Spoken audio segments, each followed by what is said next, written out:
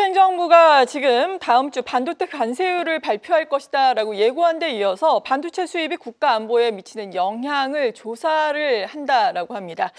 철강 자동차에 이어서 대미 수출 2위 품목인 반도체에도 고율의 관세가 매겨질 가능성이 상당히 높아 보입니다. 이런 가운데 정부가 반도체 업계 지원을 통해서 앞서 말씀드린 것처럼 7조 원을 추가로 지원하기로 했는데 세종 스튜디오에 나가 있는 취재기자 연결해서 자세한 내용 알아보겠습니다. 네, 전민정 기자, 정부가 반도체 산업 지원책을 추가로 내놓았네요. 네, 그렇습니다. 최상무 경제부총리 겸 기획재정부 장관은 조금 전 정부 서울청사에서 경제관계장관회의를 열고 글로벌 반도체 경쟁력 선정을 위한 재정투자 강화 방안을 발표했습니다. 지난해 5월 정부가 반도체 생태계 경쟁력을 키우기 위해 26조 원의 지원 패키지를 마련했는데요. 여기에 7조 원을 더해 정부 투자 규모를 33조 원으로 늘렸습니다. 반도체 기업 지원을 위한 반도체 특별법의 국회 통과가 늦어지고 있는 가운데 미국 정부의 반도체 보조금 축소와 대중 수출 통제 등 통상 리스크까지 커지자 정부가 긴급 자금 수혈에 나선 겁니다. 추가 자금 7조 원 중 재정이 2조 5천억, 정책금융이 3조 4천억 원 정도인데요. 기재부 관계자는 늘어난 투자액 중 추가 재정 집행이 필요한 5천억 원가량은 조만간 발표할 정부 추경안 편성에 반영할 예정이라고 설명했습니다. 구체적으로 어떤 분야의 지원이 이루어지게 되는 건가요? 우선 경제계의 요구사항이었죠. 인프라 지원을 위해 용인과 평택 반도체 클러스터 송전선로를 땅에 묻는 지중화 작업 비용의 70%를 정부가 부담하기로 했습니다. 소부장 중소 중견기업에 대한 투자 보조금도 신설돼 신규 투자액의 최대 50%까지 지원해주고요. 또 기존 반도체 저리 대출 17조 원에 더해 3조 원을 추가 공급해 모두 20조 원 이상의 금융투자가 이루어집니다. 올해 1월 1일 이후 발생하는 반도체 기술 투자에 대한 법인세 세액 공제율도 5%포인트 높이기로 했습니다.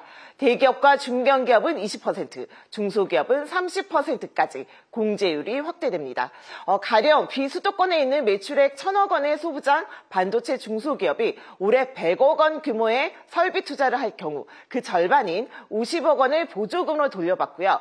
내년엔 보조금 50억 원을 뺀 나머지 투자분 50억에 대한 30%, 그러니까 15억 원을 세액공제 받을 수 있게 됩니다. 다만 이때 최저환세율이 적용돼 이 기업은 최소 7%의 법인세를 내야 하는데요. 이 때문에 최종 세액공제액은 최저환세의 7억 원을 제외한 13억 원이 되고요. 그 다음 해에는 나머지 2억 원에 대한 공제가 이루어집니다. 재계에선 대기업의 경우 17%까지 매겨지는 최저 한세율 규제 때문에 반도체 세액 공제율을 높여도 투자에 제약이 있다고 호소하고 있는데요. 이 부분에 대한 추가 개선이 필요하다는 지적입니다. 이외에도 정부는 이번에 팹리스 기업 고성능 장비 확충과 양산 연계형 미니팹 구축 등 차세대 반도체 기술 지원에도 1조 2천억 원을 추가 투입하기로 했습니다. 네, 이번 반도체 지원에 대해서 정부가 추진 중인 필수 추경을 통해서 이루어진다라고 알고 있는데 정부가 이번 주 발표할 추경안의 구체적인 내용을 공개를 했다고요?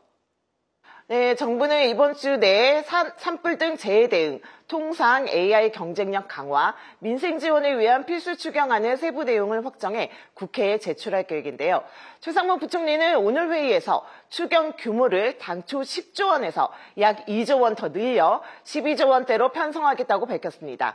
특히 급격한 통상 환경 변화에 대응하고 첨단 산업 경쟁력을 강화하기 위해 4조 원 이상을 투입하는데요. 관세 피해 기업의 자금난 해소 차원에서 저리 대출, 수출 보증 등 정책 자금 25조 원을 새로 공급하고 관세 대응 수출 버처 지원 기업도 2배 이상 늘립니다. 이와 함께 AI, 반도체 등 첨단 산업 관련 인프라, 금융 R&D 등에도 2조 원 이상 재정 지원을 확대한다는 계획입니다. 지금까지 세종 스튜디오였습니다.